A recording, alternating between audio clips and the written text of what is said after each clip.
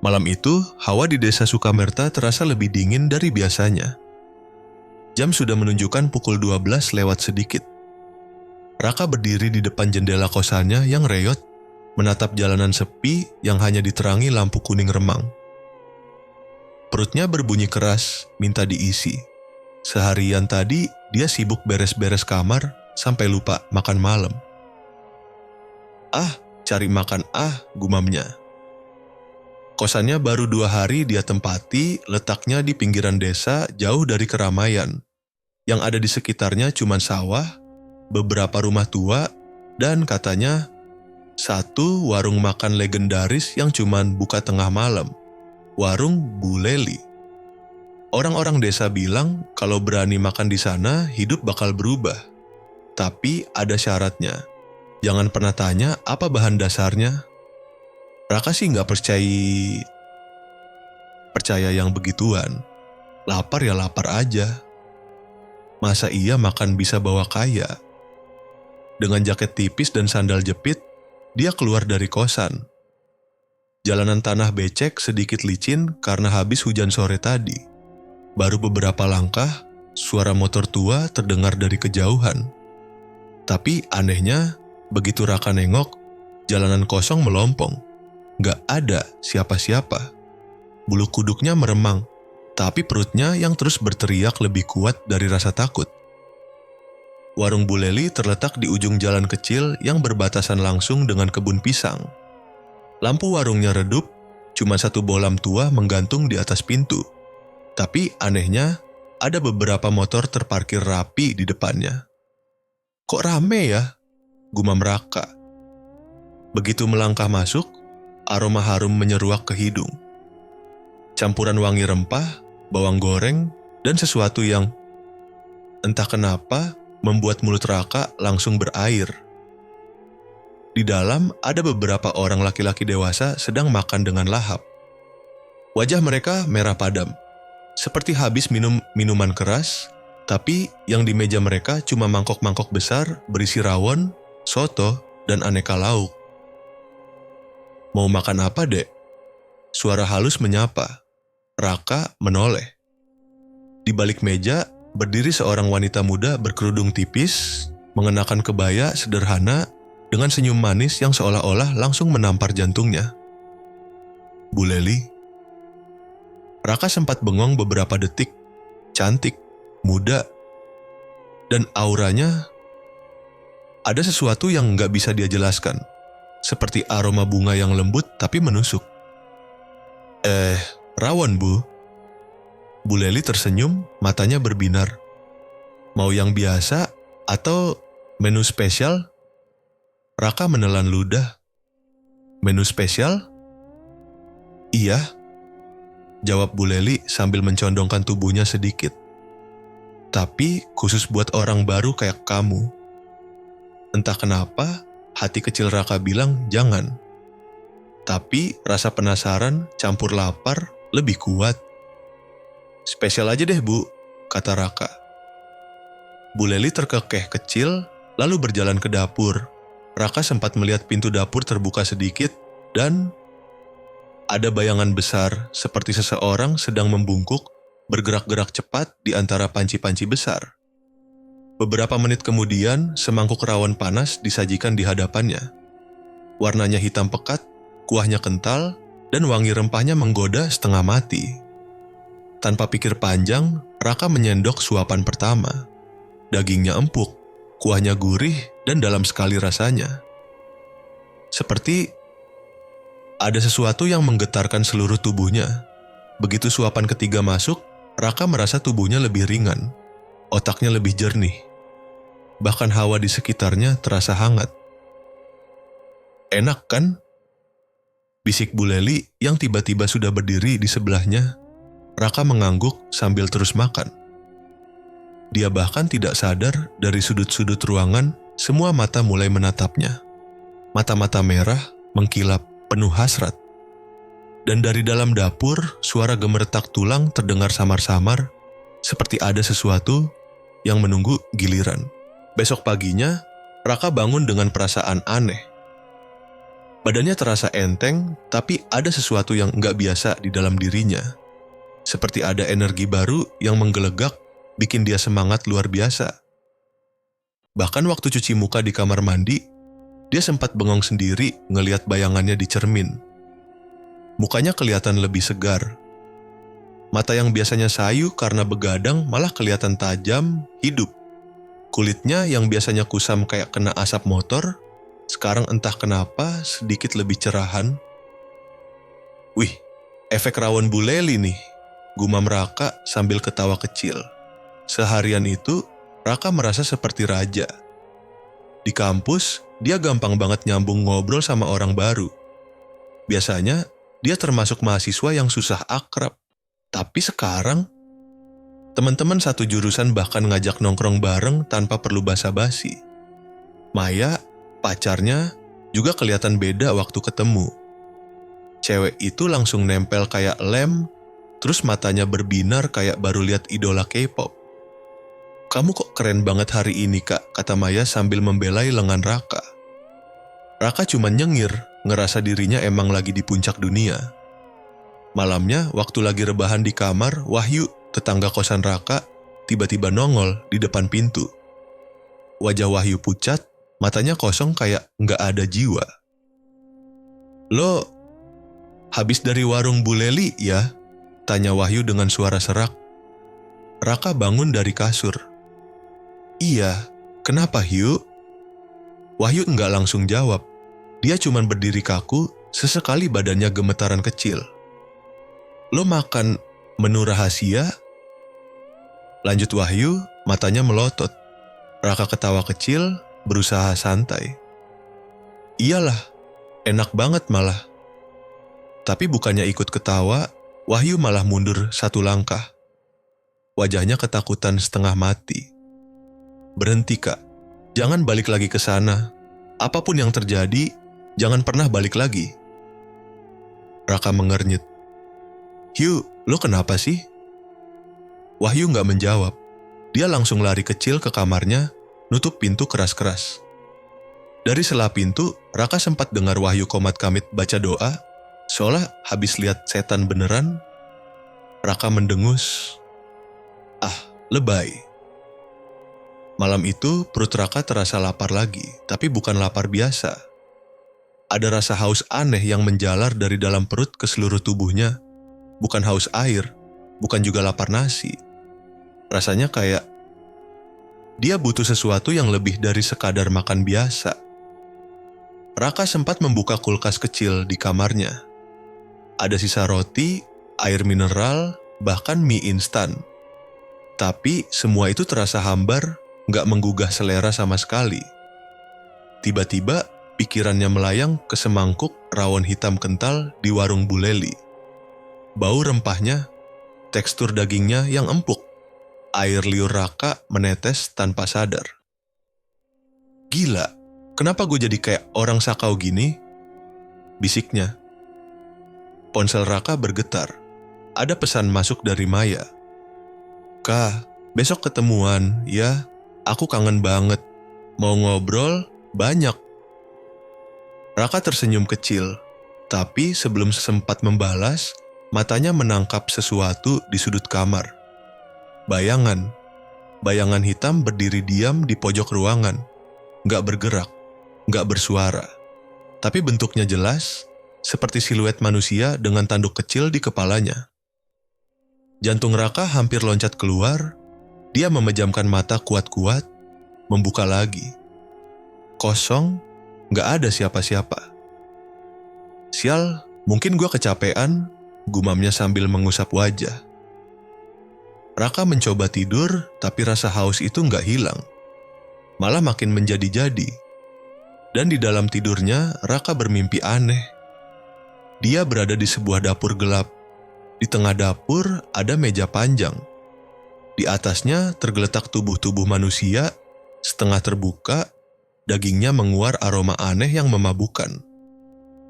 Dari balik bayangan, sosok Bu Leli muncul, dengan senyum manis yang kini terasa mengerikan. "Makanlah, Raka, kamu butuh itu." Raka terbangun dengan napas memburu. Keringat dingin membasahi tubuhnya dan perutnya masih lapar, makin lapar. Besok paginya Raka berusaha beraktivitas seperti biasa. Tapi tubuhnya terasa aneh.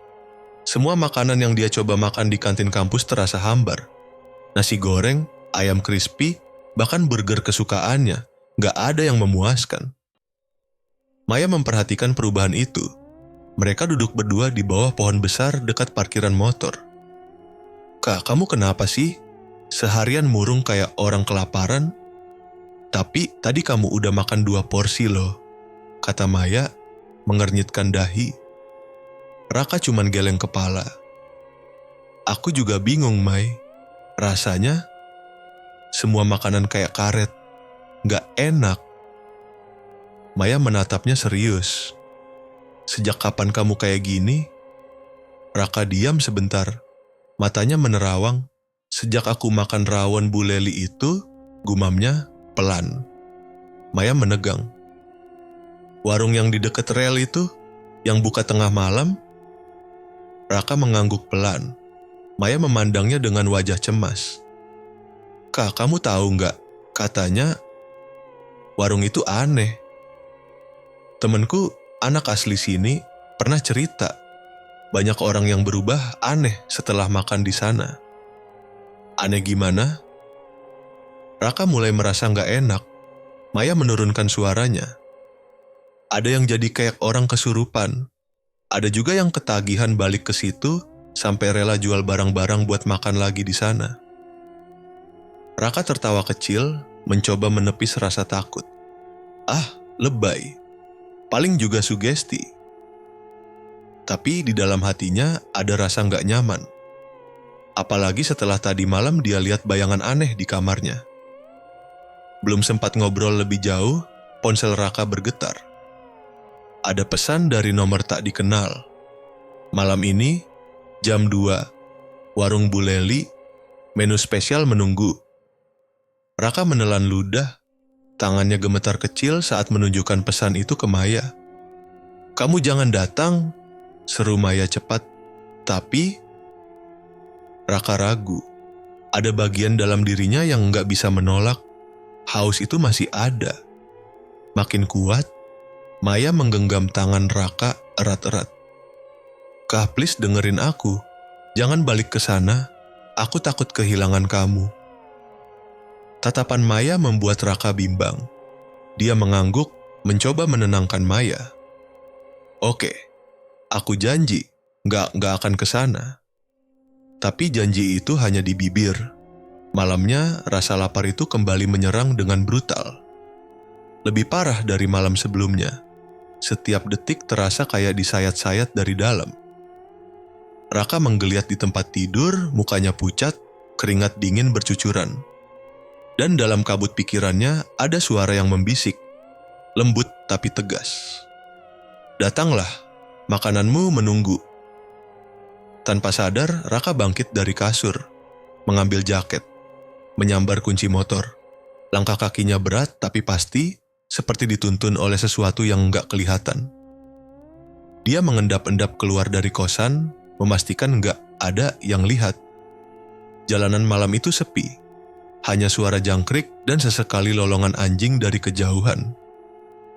Warung Bu Leli terlihat dari kejauhan. Lampu temaramnya menyala samar, menggoda siapa saja yang lewat. Raka memacu motornya lebih cepat. Saat tiba di depan warung, Bu Leli sudah berdiri di pintu. Senyumnya manis, bajunya ketat, membentuk lekuk tubuh sempurna. Mata Bu Leli bersinar aneh, seperti bukan manusia biasa.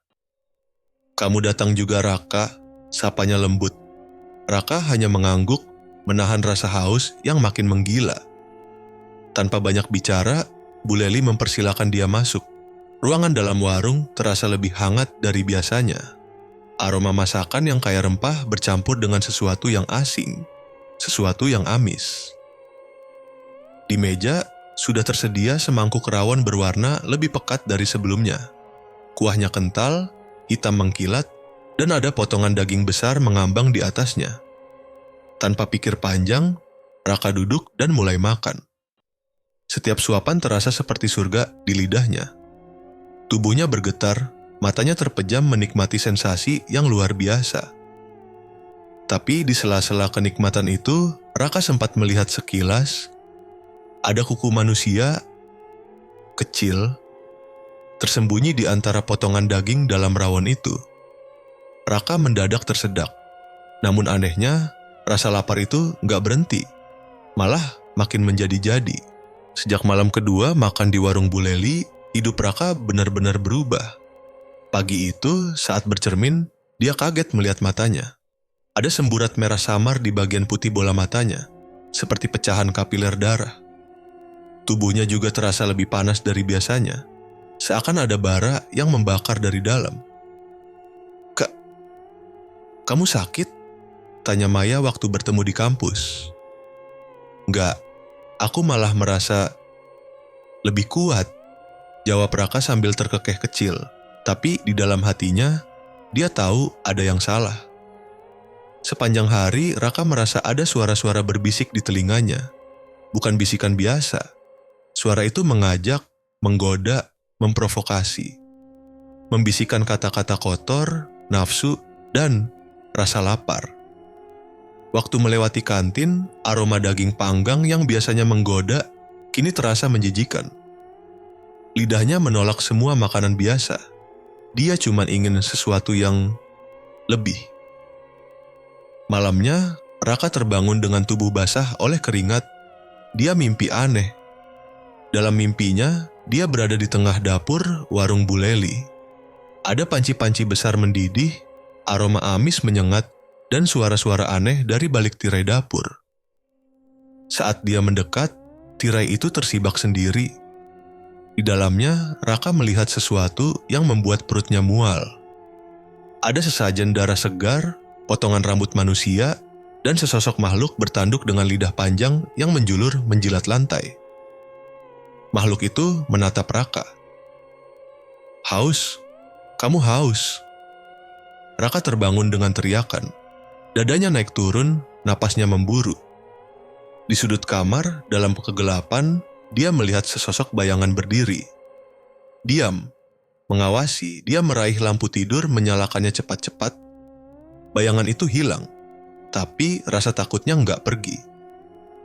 Keesokan harinya, Wahyu, tetangga kosan yang dulu pernah kerja di warung Bu Leli, tiba-tiba mengetuk pintu kamar Raka. Wajah Wahyu kusut, matanya cekung, seperti orang kurang tidur berminggu-minggu. Lo udah makan ya? Wahyu bertanya tanpa basa-basi.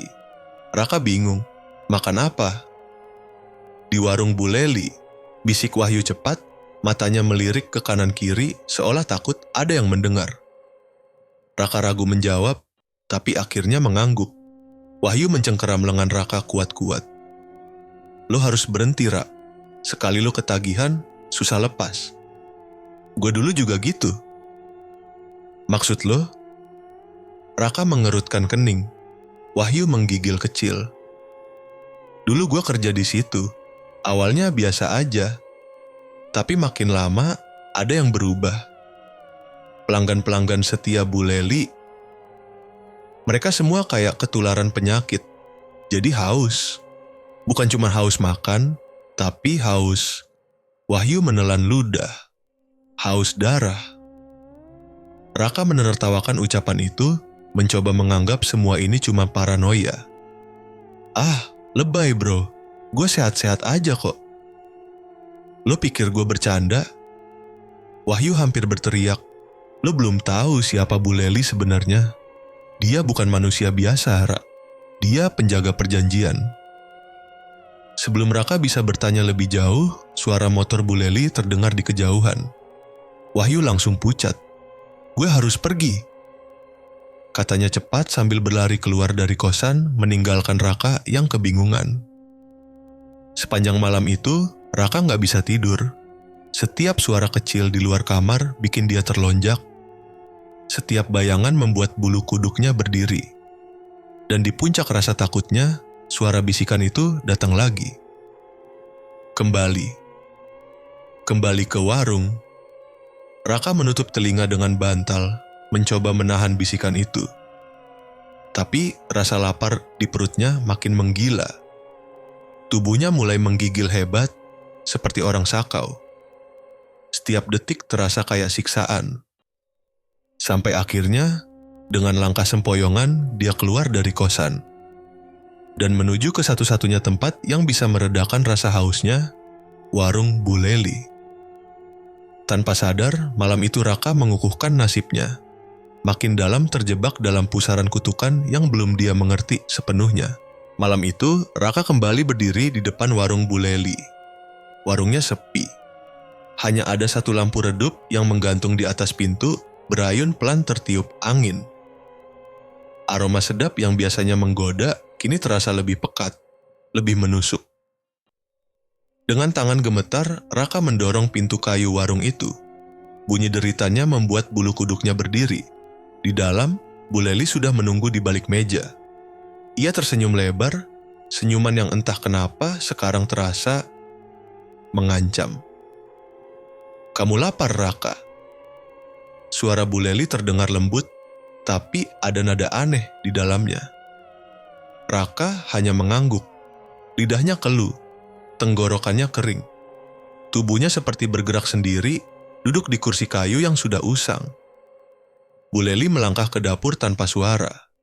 Tak lama, dia kembali membawa sepiring rawon yang kuahnya menghitam pekat, lebih gelap dari biasanya. Aromanya menusuk hidung, campuran wangi rempah dan sesuatu yang amis. "Menu rahasia," bisik Bu Leli menaruh piring di depan Raka. Raka menelan ludah. Ada dorongan kuat untuk segera menyantapnya. Tapi saat dia menyendok rawon itu, matanya menangkap sesuatu. Di dalam kuahnya, ada potongan kecil, mirip daging, tapi bukan daging biasa. Bentuknya aneh, seperti jari manusia. Raka meletakkan sendoknya perlahan. Perutnya mendadak bergejolak. "Makan, Raka," desak Bu Leli, matanya menatap tajam. "Ini apa?" Suara Raka bergetar. Bu Leli tersenyum samar. "Itu hadiah. Sekali kamu terima, kamu akan dapat semua yang kamu mau. Kekayaan, kekuatan, gairah, semuanya." Raka bangkit dari kursinya, mundur perlahan. Saya nggak mau." Tapi tubuhnya lain berkata. Tangannya gemetar, menahan keinginan untuk kembali duduk dan melahap rawon itu. Bu Leli mendekat. Wajahnya yang cantik tampak berubah. Kulitnya lebih pucat, matanya bersinar merah samar.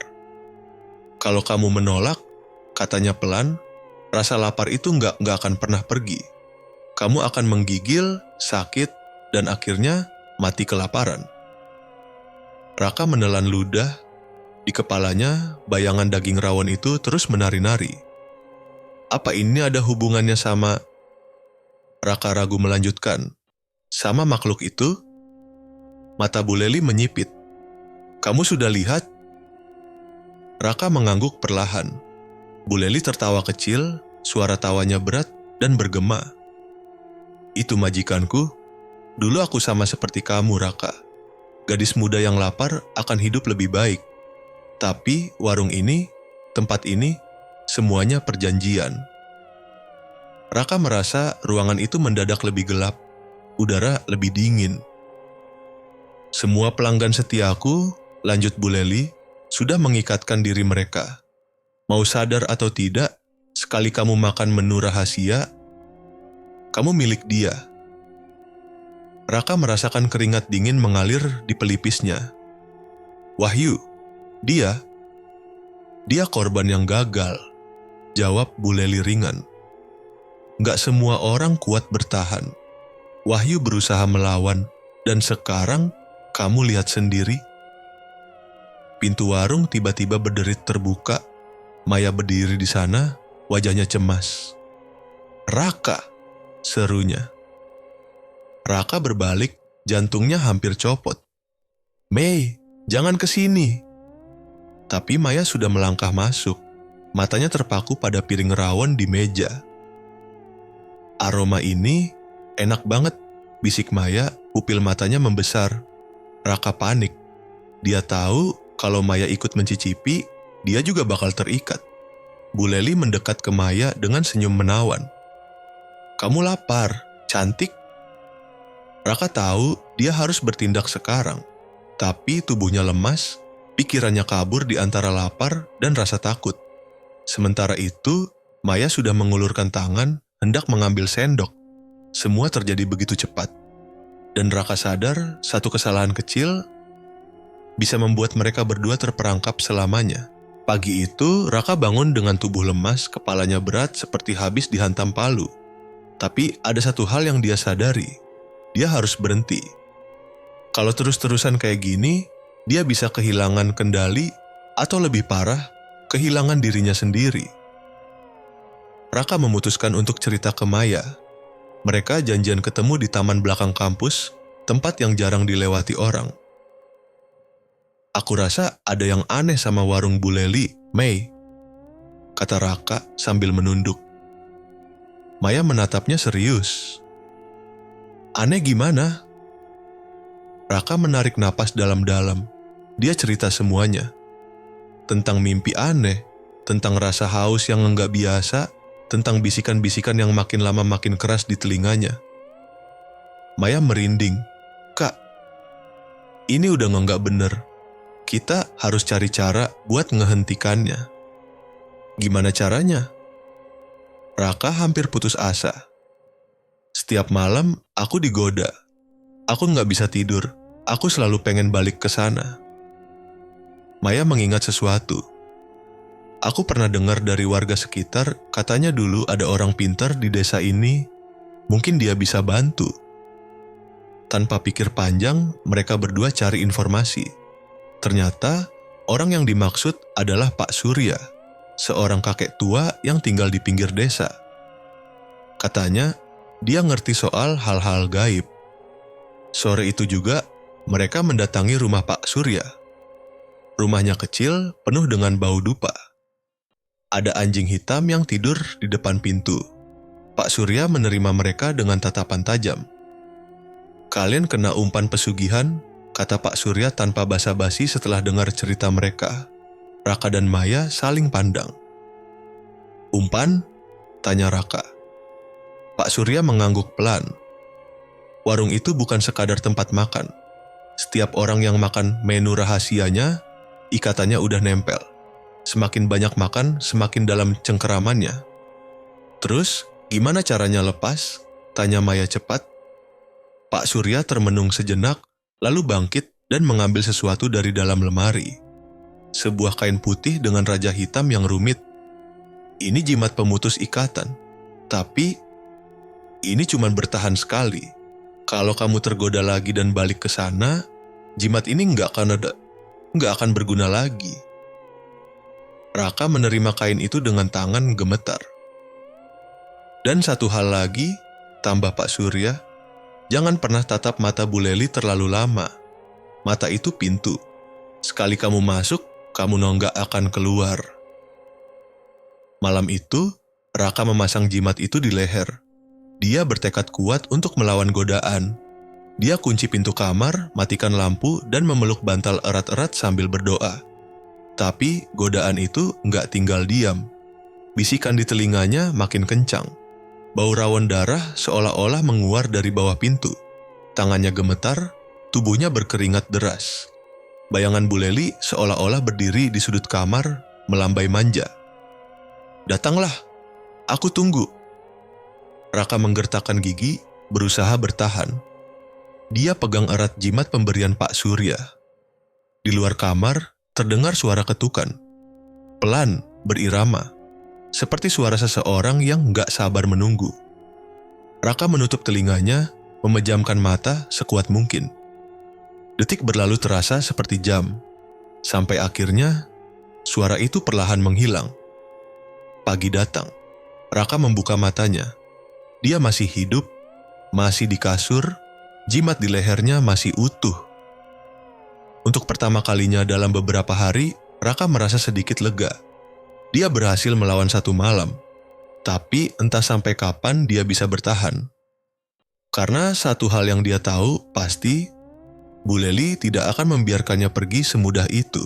Malam ketujuh. Udara di kamar Raka terasa lebih berat dari biasanya.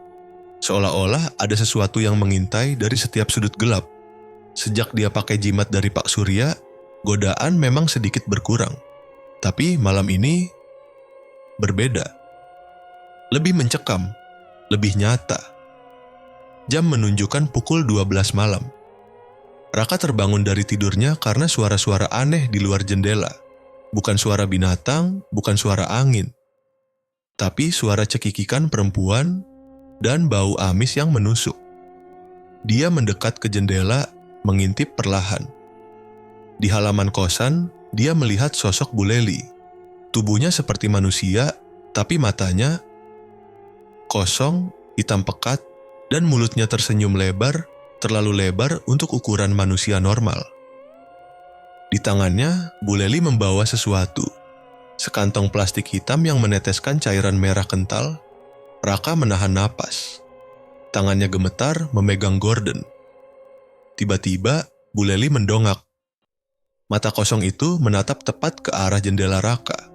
Raka mundur refleks, hampir jatuh ke lantai. Napasnya memburu. Tak lama, terdengar ketukan di pintu kamarnya. Pelan, pelan, tapi terus berulang. Raka. Suara itu memanggil dengan nada manja. Aku bawain makanan buat kamu.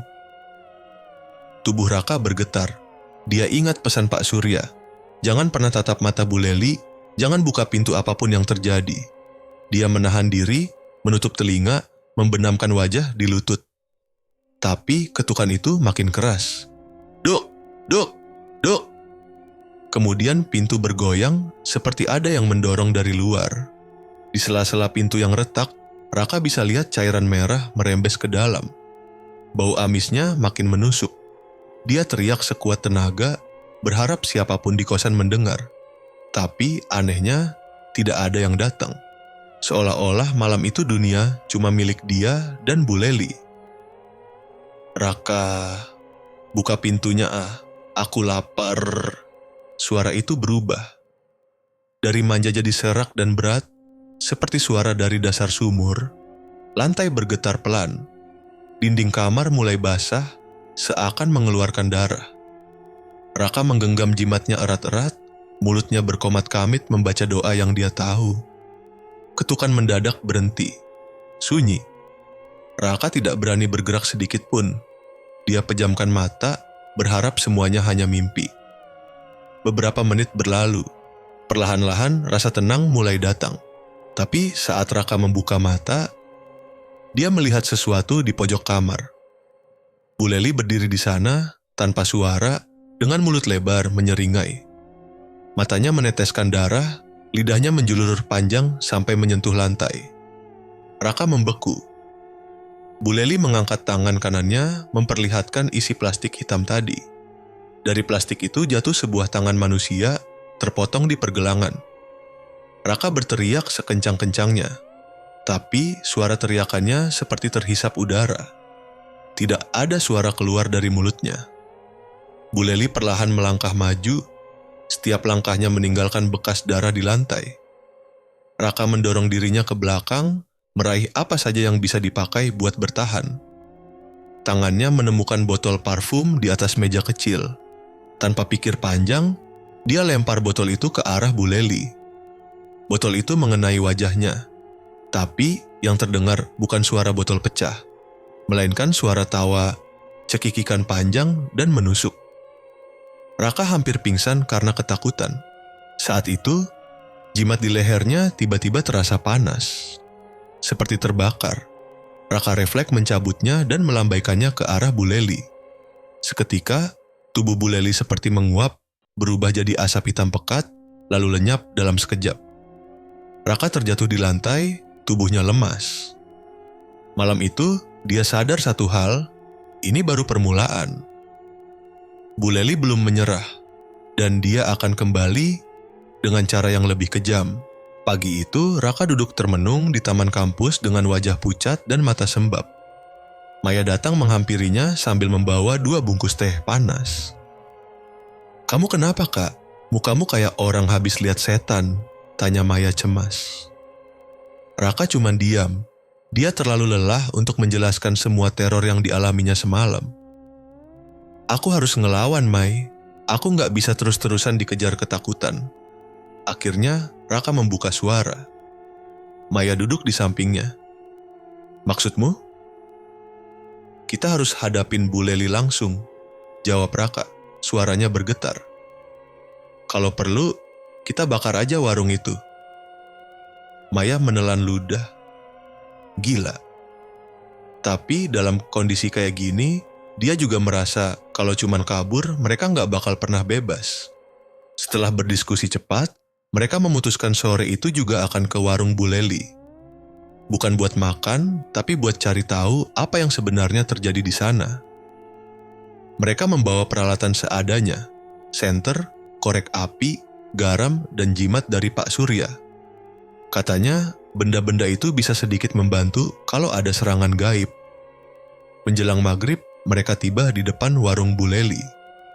Warung itu tampak sepi seperti biasa. Tapi ada hawa aneh di udara. Semacam tekanan yang bikin dada sesak. Mereka saling pandang, ragu sejenak. Tapi akhirnya Raka mendorong pintu kayu itu. Pintu berderit pelan. Di dalam, aroma amis langsung menyergap hidung mereka. Warung itu kosong, meja-meja tampak berantakan. Di pojok ruangan ada sebuah pintu kecil yang sedikit terbuka. Di situ, bisik Maya. Dengan langkah hati-hati, mereka mendekat. Saat Raka mendorong pintu itu sepenuhnya, mereka menemukan ruangan gelap dengan satu meja panjang di tengah. Di atas meja ada beberapa panci besar dan sesuatu yang membuat mereka mual.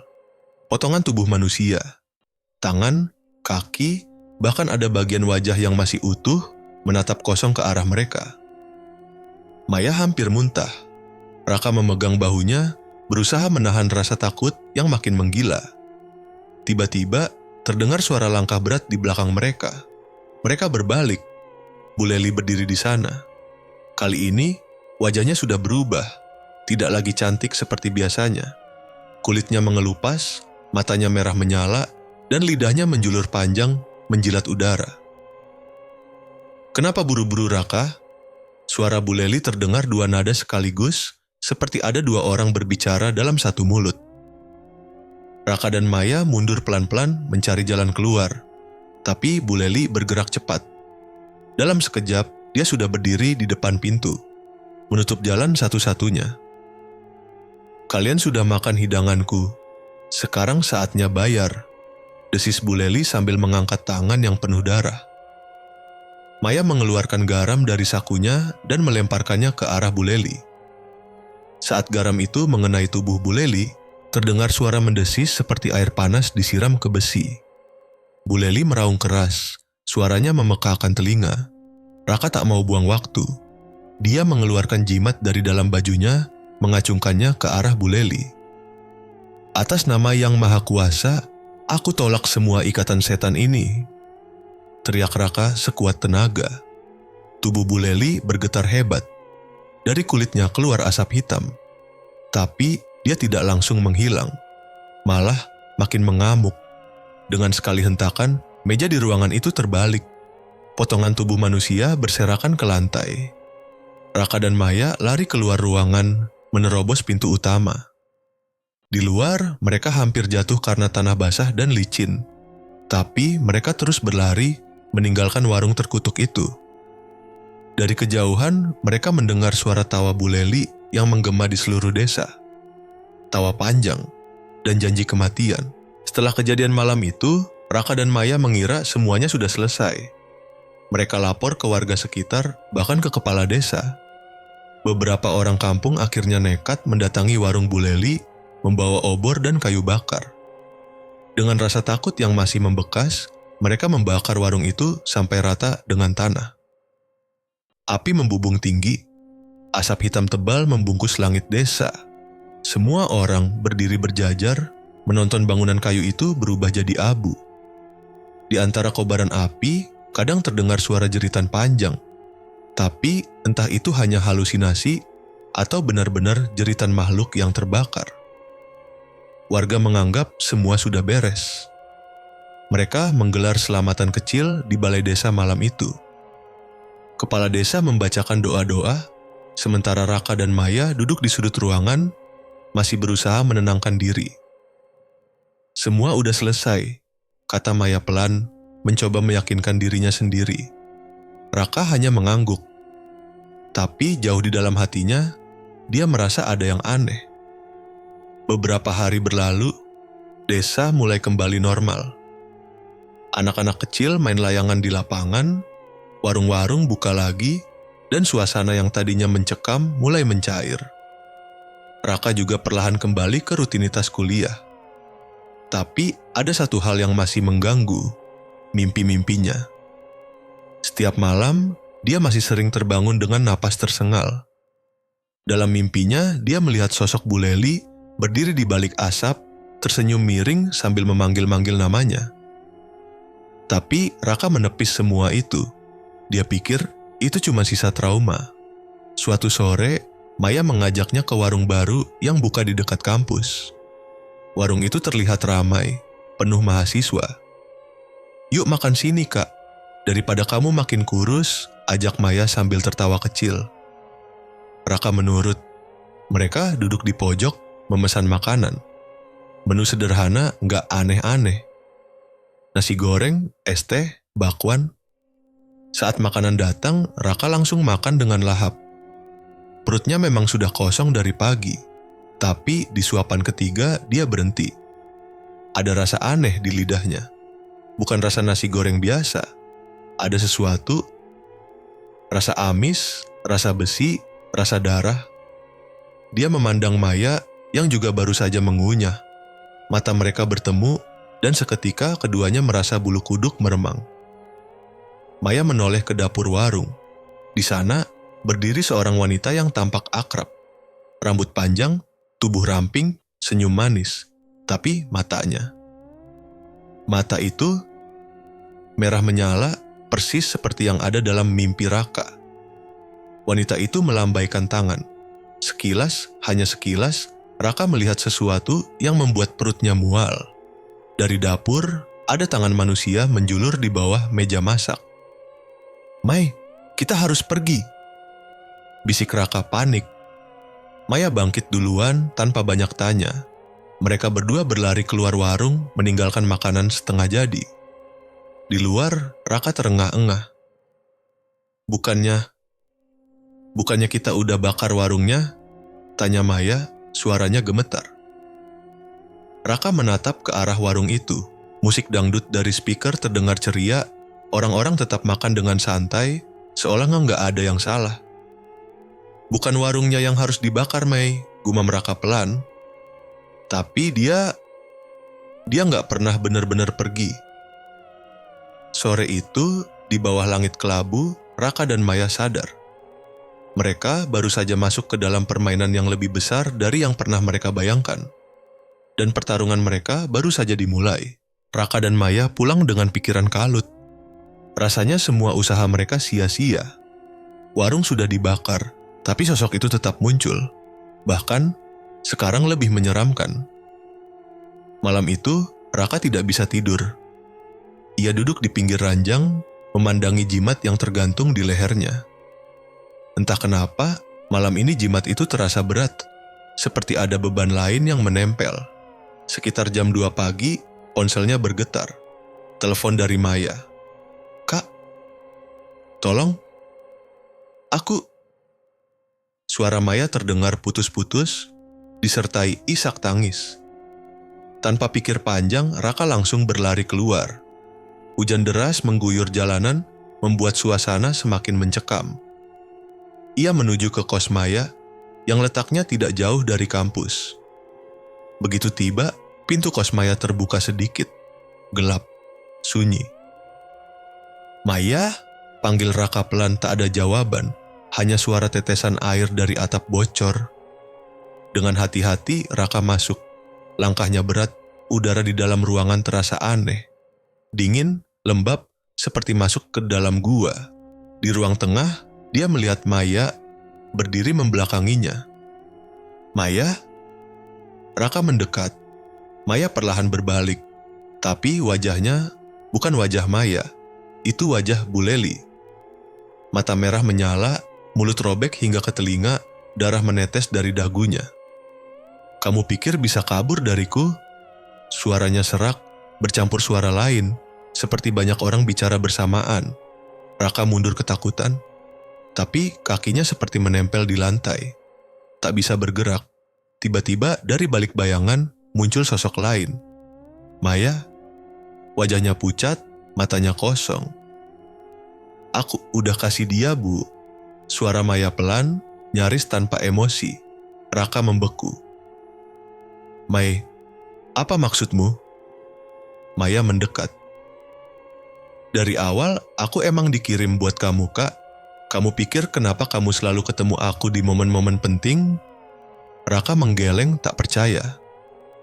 "Aku butuh seseorang yang kuat, yang bisa jadi inang baru." Lanjut Maya, suaranya makin dingin. Saat itu, Raka sadar. Semua ini bukan kebetulan. Sejak awal, semua sudah diatur. Maya bukan teman. Maya adalah bagian dari permainan Bu Leli. Bu Leli mendekat, tangannya yang kurus dan berurat menyentuh dada Raka. Raka ingin berteriak, tapi suaranya tertahan di tenggorokan. "Aku pilih kamu karena kamu spesial, Raka," bisik Bu Leli. Sekejap, dunia di sekeliling Raka berputar. Tubuhnya terasa ringan, lalu berat. Kesadarannya perlahan pudar. Sebelum semuanya gelap, dia melihat dirinya sendiri. Tubuhnya berdiri tegak, matanya kini berwarna merah menyala. Sama seperti Bu Leli. Dia ingin menjerit, tapi tubuh itu bukan miliknya lagi. Esok paginya, warung baru di dekat kampus buka lebih awal dari biasanya. Warung itu dipenuhi mahasiswa yang lapar, tak sabar menunggu sarapan. Seorang pria muda berdiri di dapur mengenakan celemek kumal. Senyumnya ramah, tatapannya dalam. Di papan nama warung tertulis besar-besar, "Menu rahasia, dijamin ketagihan." Dan di antara bau masakan yang menggoda, ada aroma lain yang samar-samar menguar. Bau darah yang belum sepenuhnya hilang.